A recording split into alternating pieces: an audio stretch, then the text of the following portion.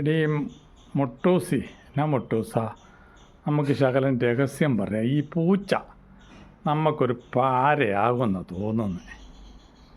അവൻ നമ്മുടെ തീറ്റയുടെ അടുത്ത് വന്ന് ഇരിക്കുമല്ലേ, അവനിട്ടൊരു പണി കൊടുക്കണം, ഇല്ലാണ്ട് അവൻ സമ്മതിക്കുകയില്ല.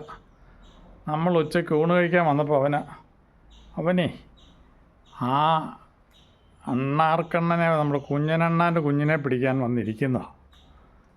അവനിട്ടൊരു പണി കൊടുത്തിട്ട് തന്നെ കാര്യം.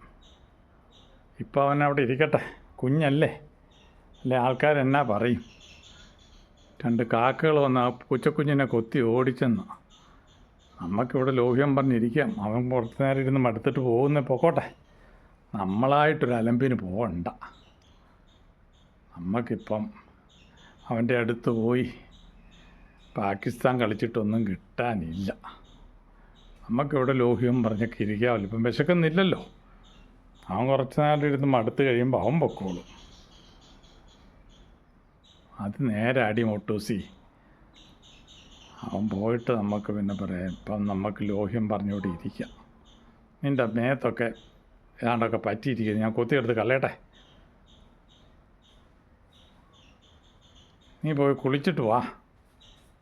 എൻ്റെ മേത്തെല്ലാം ഏതാണ്ടൊക്കെ ഇരിപ്പുണ്ട്, അത് ഞാൻ കൊത്തിയെടുത്ത് കളഞ്ഞോളാം മുട്ടൂസാ. കുളിക്കാനൊന്നും എന്നെക്കൊണ്ട് ഇപ്പം പറ്റുകയില്ല. എപ്പോഴെത്ര നേരം കുളിക്കണം? ഞാനിവിടെ അങ്ങോട്ട് വരാം. പൂച്ച അവിടെ ഇരുന്ന് മടുത്തിട്ട് പോടെ.